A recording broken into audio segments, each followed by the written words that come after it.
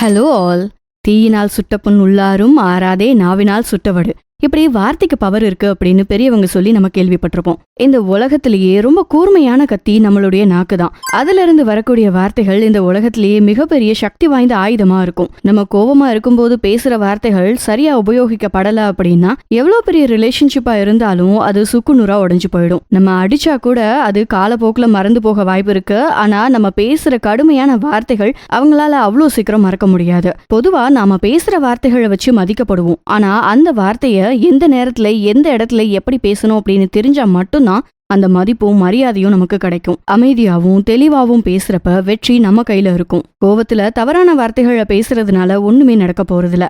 கூட இருக்கிற உறவுகளும் பிரிஞ்சு போயிடும். அதுக்காக சைலண்டா இருக்கணும் அப்படின்னு சொன்னதும் யார் என்ன சொன்னாலும் என்ன பண்ணாலும் அமைதியா ஜடம் மாதிரி இருக்கணும் அப்படின்னு அர்த்தம் கிடையாது. நீங்க பேசும்போது கவனத்தை கையாள்றதுக்கு இந்த மௌனம் உங்களுக்கு உதவி பண்ணும். அடுத்தவங்களோட மனசை உடைக்கிற வார்த்தைகளை நீங்க பேசிடாதபடி உங்களை நீங்க கட்டுப்படுத்திக்கணும். அதுதான் இந்த மௌனத்தோட சக்தி. நிறைய சூழ்நிலைகள் நமக்கு எதிராக திரும்புறதுக்கு நாம உபயோகிச்ச வார்த்தைகள் தான் காரணமா இருக்கும். ச்சே, தெரியாம பேசிட்டோமோ, கோவத்தில் இப்படி பேசியிருக்க கூடாது, இப்படியெல்லாம் புலம்புன காலங்கள் எல்லாரோட லைஃப்லயும் நிறைய இருக்கும். இனி இது மாதிரியான சங்கடங்கள் நடக்கக்கூடாது அப்படின்னு நினைச்சீங்கன்னா இந்த வீடியோவை தொடர்ந்து பாருங்க. என்ன மாதிரியான சூழ்நிலைகள்ல நம்ம அமைதியா இருக்கிறது நல்லது அப்படிங்கறத இந்த வீடியோல டீடைல்டா நம்ம பார்க்க போறோம். வீடியோக்குள்ள போறதுக்கு முன்னாடி நீங்க எங்கேயாவது வாயை கொடுத்து வம்ப விலைக்கு வாங்கின அனுபவம் இருக்கா? அப்படி இருந்தா கமெண்ட்ல சொல்லுங்க. பாப்போம் எத்தனை பேரு என்ன மாதிரியான அனுபவங்களை அனுபவிச்சிருக்கீங்கன்னு. என்னோட ஸ்டோரியை நான் வீடியோவோட எண்ட்ல சொல்றேன். சரி, இனி வீடியோக்குள்ள போலாம். முதல்ல பார்க்க போறது கோபம் வரும்போது அமைதியை கடைபிடிக்கிறது. கோபம் அப்படிங்கிறது எல்லாருக்கும் வரக்கூடிய ஒரு இயல்பான உணர்வு தான். ஆனா அந்த கோபம் வர்றப்ப நம்ம எப்படி பேசுறோம், எப்படி நடந்துக்கிறோம் அப்படிங்கறதுல தான் விஷயமே இருக்கு. கோபத்துல பேசுற வார்த்தைங்க கத்தியை விட கூர்மையானது. அது மனசுல ஆழமான வடுவை உண்டாக்கும்.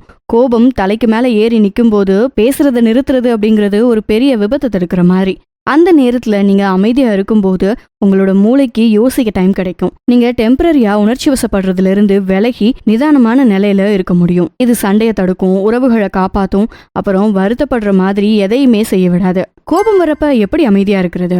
கடுப்பேத்ரா மை லார்ட் அப்படின்னு சொல்றது போல நம்ம லைஃப்ல நிறைய ஆட்கள் இருக்காங்க. நம்ம சும்மா இருந்தாலும் நம்மள வம்புக்குனே கோபப்படுத்த பாப்பாங்க. இவங்க மத்தியில எல்லாம் எப்படி கோபத்தை கண்ட்ரோல் பண்றது அப்படின்னு சில பேர் கேட்கலாம். அதுக்கு எனக்கு தெரிஞ்சதை சொல்றேன். உங்ககிட்ட கோபமா பேசுறவங்க கிட்ட அவங்க கோபத்துக்கான காரணங்களை கண்டுபிடிக்க ட்ரை பண்ணுங்க. நீங்க பண்ண தவறுகளுக்காக தான் அவங்க இப்ப கோபமா பேசுறாங்க அப்படின்னா நீங்க அதை அக்செப்ட் பண்ணிக்கோங்க, மன்னிப்பு கேளுங்க. அதுவே நீங்க பண்ணாத விஷயத்துக்கு ஒருத்தங்க உங்க மேல கோபப்பட்டாங்க அப்படின்னா நீங்க உங்க சைடு இருக்கிற நியாயத்தை உடனே எடுத்து வைக்காம அவங்க கோபம் தணிஞ்சதுக்கு அப்புறமா எக்ஸ்பிளைன் பண்ணுங்க.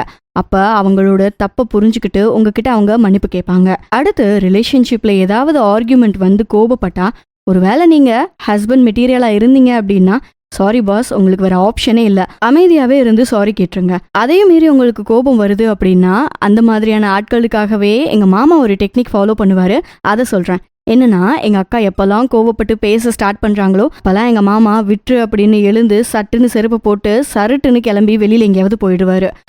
ஒரு மணி நேரம் கழிச்சு எனக்கு மெசேஜ் பண்ணி வீட்டு நிலவரத்தை கேட்டு தெரிஞ்சுக்கிட்டு அதுக்கப்புறமா வீட்டுக்கு வருவாரு. இதை ட்ரை பண்ணி பாருங்க, மேபி ஒர்க் அவுட் ஆகலாம். எந்த ஒரு ஹீட்டட் ஆர்கியூமெண்ட்லயும் உங்களுக்கு கோபம் வரும்போது கண்ணை மூடி ஒரு டீப் பிரெத் எடுத்துக்கோங்க. அதனால மனசு லேசாகும், அமைதிப்படும், ஒரு நிதானம் உங்களுக்கு கிடைக்கும்.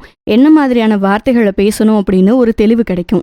இப்படி நீங்க பண்ணும்போது உங்களோட எந்த உறவுகளா இருந்தாலும் அது முறிஞ்சு போக வாய்ப்பில்லை, மாறா அது வலுப்படும். அடுத்து ரெண்டாவதா பார்க்க போறது மத்தவங்க நம்மளை விமர்சிக்கும் போது எப்படி அமைதியா இருக்கணும் அப்படின்றத பத்தி. விமர்சனங்கள் நம்ம வாழ்க்கையில ஒரு பார்ட் மட்டும்தான். சில நேரம் அது நல்லதா இருக்கலாம், சில நேரம் நம்மள பர்சனலா தாக்குற மாதிரியோ இல்ல சும்மா சொல்ற மாதிரியோ இருக்கலாம். விமர்சனம் வரும்போது உடனே திருப்பி பேசணும் அப்படின்னு தோணும். ஆனா அதுதான் ரொம்ப டேஞ்சரஸான நிலை. ஒருத்தர் அவரோட மனைவிய கழுத மேல உட்கார வச்சு ஊருக்குள்ள கூட்டிட்டு போனாராம். அப்ப அதை பார்த்த சில பேரு புருஷனை நடக்க வச்சுட்டு அவ ஒய்யாரமா கழுத மேல போறா அப்படின்னு அவங்கள வசப்பாட ஆரம்பிச்சாங்க. அதை கேட்ட மனைவிக்கோ அது சங்கடமாகி தன்னோட கணவரை கழுத மேல உட்கார வச்சு ஒய்ஃப் நடந்து போயிருக்காங்க. இன்னும் கொஞ்சம் தூரம் போனதுக்கு அப்புறம் இந்த சில பேரு ஒரு பொம்பளை பிள்ளைய நடக்க வச்சுட்டு இவன் ஆம்பளை திமிரில் உட்காந்துட்டு போறான் பாரு அப்படின்னு சொல்ல அவரும் அதை கேட்டு 2 பேரும் யாரும் உட்கார வேண்டாம், நடந்தே போயிடலாம் அப்படின்னு முடிவு பண்ணி நடந்து போக ஆரம்பிச்சாங்க. அடுத்த கொஞ்ச தூரத்துல இருந்த சில பேரு, இங்க பாரு கூத்த, அதான் கழுதை இருக்குல்ல, அது மேல 2 பேரும் ஏறி உட்கார்ந்துட்டு போக வேண்டியதுதானே, எதுக்கு நடந்து போயிட்டு இருக்காங்க அப்படின்னு கிண்டல் பண்ணியிருக்காங்க. கடைசியில நம்ம என்ன பண்ணாலும் ஏதோ ஒரு குறைய சொல்லிட்டு தான் இருக்க போறாங்க, அதனால எது எனக்கு கம்ஃபர்ட்டா இருக்கோ அதை நான் பண்ணிக்கிறேன் அப்படின்னு சொல்லி முதல்ல வந்த மாதிரியே தன்னோட மனைவிய கழுதை மேல உட்கார வச்சு கூட்டிட்டு போனாரு. இதேதான் நம்மளோட வாழ்க்கையிலயும் நடக்குது. இன்டர்நெட் பூமான இந்த காலத்துல அவங்க கருத்துக்களை எல்லாரும் பதிவு செஞ்சுட்டே தான் இருக்காங்க. ஆனா எல்லாத்துக்கும் நம்ம ரெஸ்பான்ஸ் பண்ணணும், ரிப்ளை கொடுக்கணும் அப்படின்னு அவசியமே கிடையாது. அதனால உங்க மேல வைக்கப்படக்கூடிய விமர்சனங்களை ஆராய்ஞ்சு பாருங்க. மத்தவங்க சொல்ற குறைகள், தப்புகள் உங்ககிட்ட இருக்கா அப்படின்னு பாருங்க. இருந்தா அதை திருத்திக்க முற்படுங்க. ஒருவேளை இல்லாத பழிசொல் சொல்றாங்க அப்படின்னா, தலைவர் சொன்ன மாதிரி உன்னை பத்தி யார் என்ன சொன்னா என்ன, இந்த காதுல வாங்கி அந்த காதுல விட்டுட்டு போயிட்டே இரு அப்படின்னு சொல்லிட்டு போயிட்டே இருங்க, அவ்வளவுதான். அதாவது தட்டி விட்டு முன்னேறி போயிட்டே இருங்க. இப்படி பண்ணும்போது அது உங்களை ஒரு மெச்சூர்டு பர்சனா காட்டும். இது நீங்க அவங்கள மதிக்கிறீங்க அப்படின்னு அர்த்தம் இல்ல, அது உங்களோட சுயமரியாதையை காப்பாத்துது. அவங்க சொல்றத பொறுமையா கேட்கும்போது அதுல உண்மையான விஷயம் இருக்கா அப்படின்னு நீங்க யோசிக்க முடியும். ஆதாரமில்லாத விமர்சனங்களுக்கு பதில் சொல்லி உங்களோட சக்தியை நீங்க வீணடிக்க தேவையில்லை. இன்னொரு குட்டி கதை சொல்றேன். ஒரு காட்டுல ஒரு ஆலமரமும் ஒரு மூங்கில் மரமும் இருந்திருக்கு. இந்த ஆலமரம் ரொம்ப பெருமையா கம்பீரமா நின்னுட்டு இருக்கும். மூங்கில் மரத்தை ஏளனமா கிண்டல் பண்ணிக்கிட்டே இருக்கும். ஹே மூங்கில் மரமே, என்ன இவ்ளோ ஒல்லியா இருக்க, கொஞ்சம் காத்து வேகமா வீசினா கூட உடஞ்சி விழுந்துருவ போல.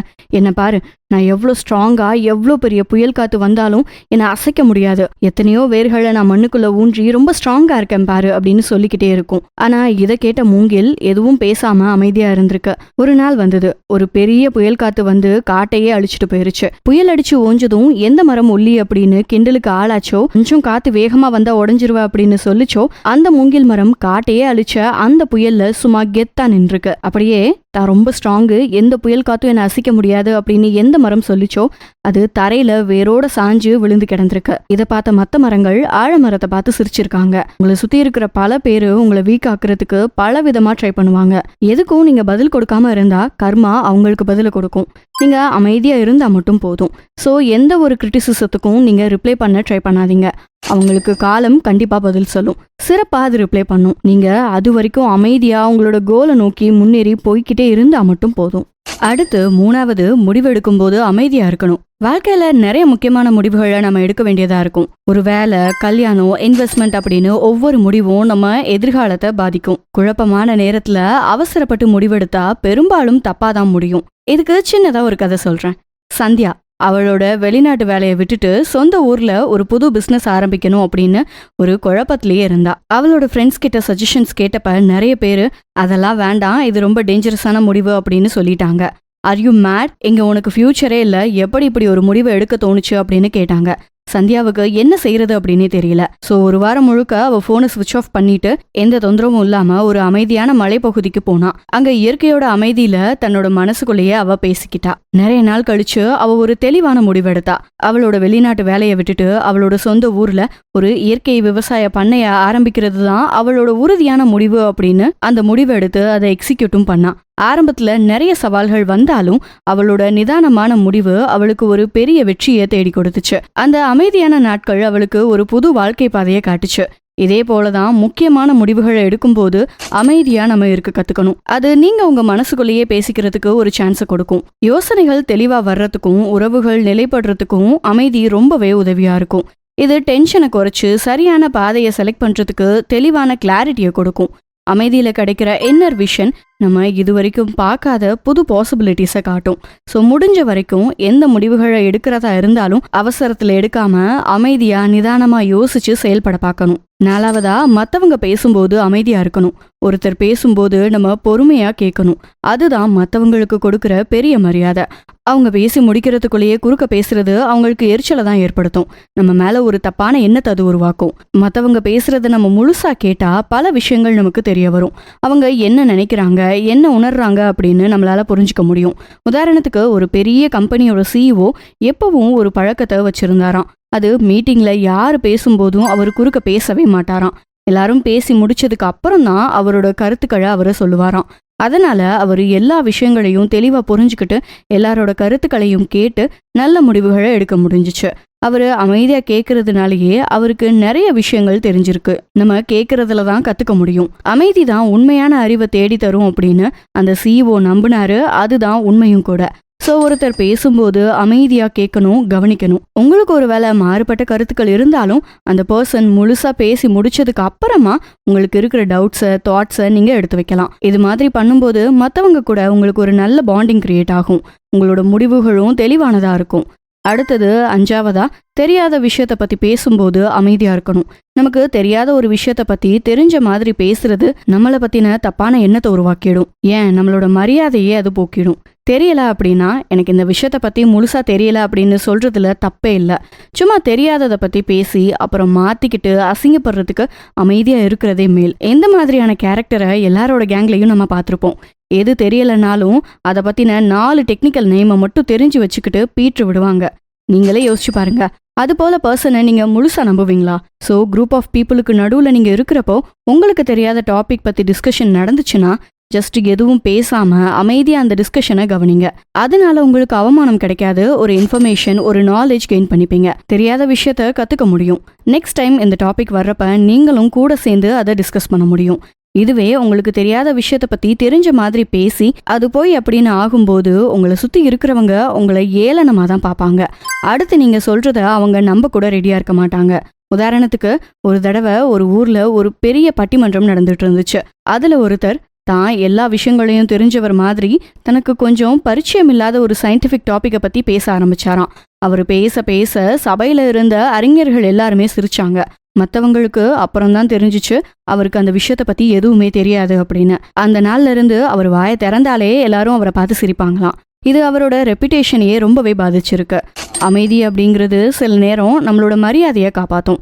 ஸோ தெரியாத விஷயங்களை பத்தி பேசிடாதீங்க, அமைதியை கையாளுங்க. 6வதா, வதந்திகளை கேட்கும்போது அமைதியா இருக்கணும். வதந்திகளை நம்ம உடனே நம்பிடக்கூடாது. ஒரு விஷயம் உண்மைதானா அப்படின்னு தெரியாம அதை மற்றவங்க கிட்ட சொல்றதோ இல்ல அதை பத்தி பேசுறதோ ரொம்பவே ஆபத்தானது. ஒரு முறை ஒரு வதந்தி பரவ ஆரம்பிச்சுட்டா அதை கட்டுப்படுத்துறது ரொம்பவே கஷ்டம். அதனால ஒரு விஷயம் உண்மையா பொய்யா அப்படின்னு தெரியாம அதை பத்தி பேசுறதுக்கு அதை பேசாம இருக்கிறது தான் ரொம்ப நல்லது. ஸோ ஒருத்தரை பத்தி உங்ககிட்ட காசிப் பண்றாங்க அப்படின்னா அதுக்கு நீங்க முடிஞ்ச அளவுக்கு இடம் கொடுக்காதீங்க. இல்லைனா அதோட உண்மைத்தன்மை தெரியாம அதை நீங்க வேற யாருக்கிட்டையும் ஷேர் பண்ணாம அமைதியா இருங்க.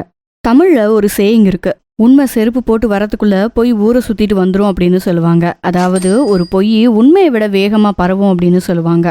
ஒருவேளை உங்களை பத்தின தவறான ரூமர்ஸ், காசிப்ஸ் மற்றவங்க சொல்ல நீங்க கேட்டீங்க அப்படின்னா அப்ப நீங்க உடனே அதுக்கு பதில் சொல்லணும், அதை சரி பண்ணணும் அப்படின்னு நினைக்காதீங்க. அது அந்த வதந்திக்கு வலு சேர்க்கிற மாதிரி தான் ஆகிடும். ஆக்டர் விஜய் கூட ஒரு ஸ்டேஜ்ல சொல்லியிருப்பாரு, உண்மைக்கு விளக்கம் கொடுத்தா தெளிவு கிடைக்கும், அதுவே வதந்திக்கு விளக்கம் கொடுத்தா அது உண்மையாகிடும் அப்படின்னு.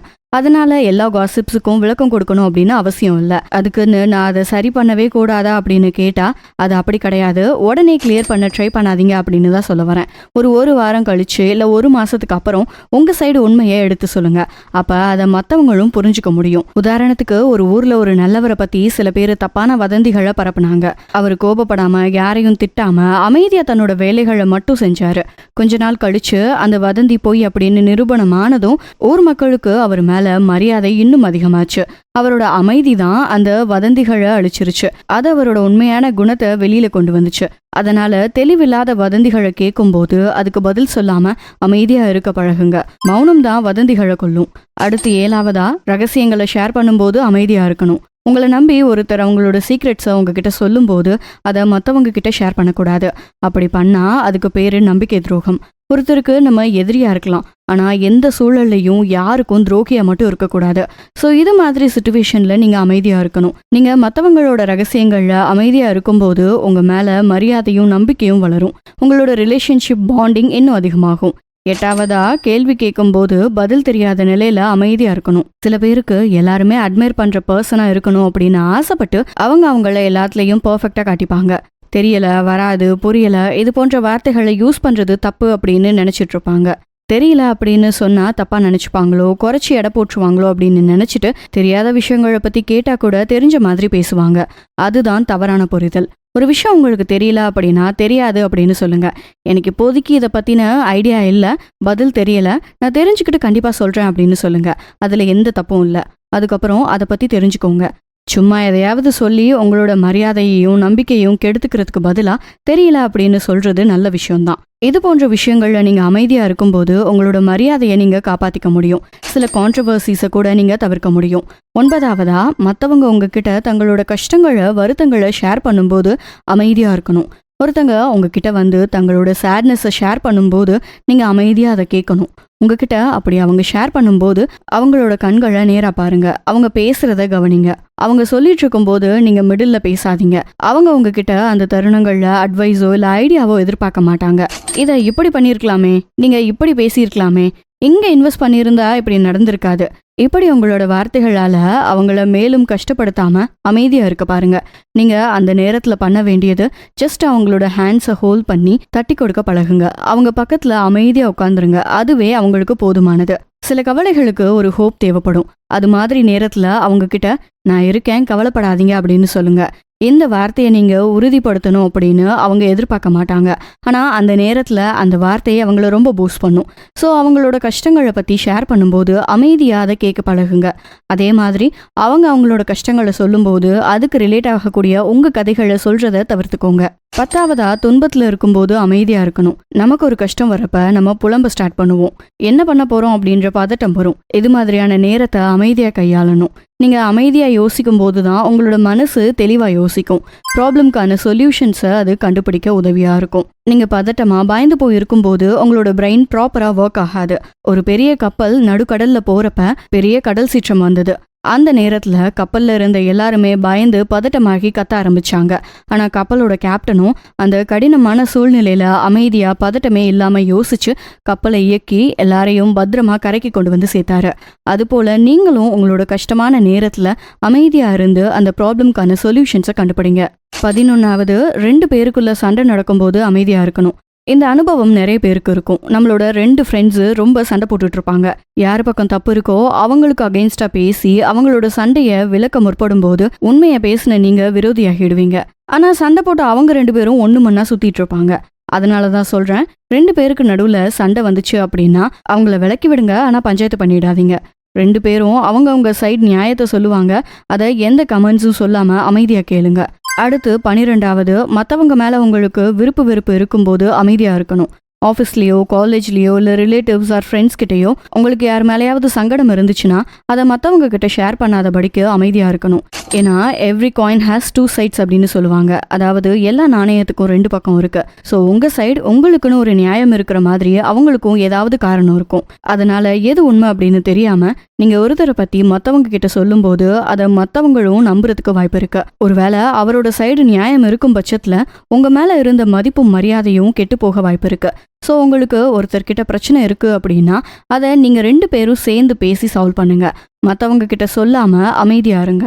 இதனால உங்களோட மதிப்பும் மரியாதையும் அதிகமாகும். அண்ட் லாஸ்ட் பாயிண்ட்டு, உங்களுக்காக நீங்கள் அமைதியாக இருக்கணும். நம்ம தனியாக இருக்கும்போது அமைதியாக இருந்து நம்மளை பற்றியும் நம்மளோட வாழ்க்கையை பற்றியும் யோசிக்கணும். நம்ம என்ன பண்ணுறோம், எப்படி பண்ணுறோம், எதை மேம்படுத்தணும் அப்படின்னு சிந்திக்கும் போது அமைதி ரொம்பவே முக்கியம். வெளியில் சத்தம் அதிகமாக இருந்தால் நம்ம மனசுக்குள்ளே என்ன நடக்கும் அப்படின்னு நம்மளால் புரிஞ்சுக்க முடியாது.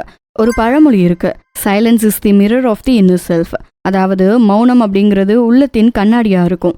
நீங்கள் உங்களோட மனசை பார்க்கணும் அப்படின்னா அமைதியாக இருங்க. அப்போ உங்களோட மனசை என்ன ஓட்டங்களை தெளிவாக பார்க்க முடியும். இவ்வளோ ஏன், பல பெரிய பர்சனாலிட்டி எல்லாருமே டெய்லியும் ஒரு குறிப்பிட்ட நேரம் அமைதியாக இருப்பாங்களாம். அந்த சமயத்தில் அவங்க தன்னோட செயல்களை சிந்தனைகளை ஆராய்வாங்களாம். இந்த அமைதியான சிந்தனை தான் அவங்களோட வாழ்க்கையில் பெரிய மாற்றங்களை உருவாக்கியிருக்கு.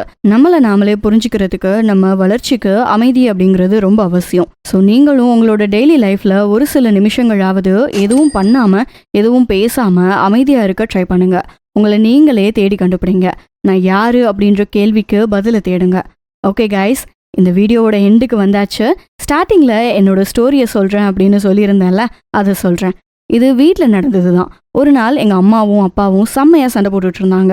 அப்போ நான் அப்பாவுக்கு சப்போர்ட் பண்ணி பேசிகிட்டு இருந்தேன். அம்மா தான் இதை பண்ணாங்க அதை பண்ணாங்க அப்படின்னு எல்லாத்தையும் சொல்லி அப்பா கிட்ட திட்டு வாங்க வச்சேன். அவ்வளோதான், 2 பேருக்கும் சண்டை. நான் அப்பா கிட்ட போயிடுவேன், தம்பி அம்மா கிட்ட போயிடுவான் அப்படின்ற வரைக்கும் நான் யோசிச்சு வச்சேன். ஆனால் என்னோட கற்பனை கோட்டை காத்தோட போன மாதிரி ஒரு சம்பவம் நடந்துச்சு.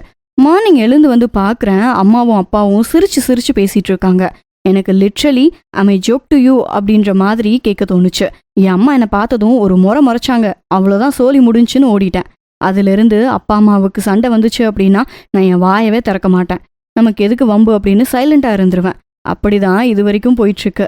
இந்த இன்சிடென்ட்டை உங்களாலையும் ரிலேட் பண்ணிக்க முடியும் அப்படின்னு நினைக்கிறேன். பேசாம இருக்கிறது வெறும் சும்மா இருக்கிறது இல்ல, அது ஒரு கலை, ஒரு டிசிப்ளின், ஒரு மெடிடேஷன், ஒரு லைஃப் ஸ்டைல். சில நேரங்கள்ல நம்ம பேசாம இருக்கிறது பல பிரச்சனைகளை தவிர்க்கும், பல உறவுகளை காப்பாத்தும், நம்மளை நாமளே புரிஞ்சிக்காத உதவியா இருக்கும்.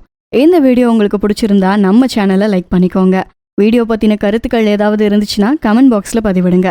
மீண்டும் இன்னொரு டாபிக்ல உங்களை மீட் பண்றேன். அது வரைக்கும் நம்ம சேனலை சப்ஸ்கிரைப் பண்ணிட்டு வெயிட் பண்ணுங்க. See you on another video. Bye.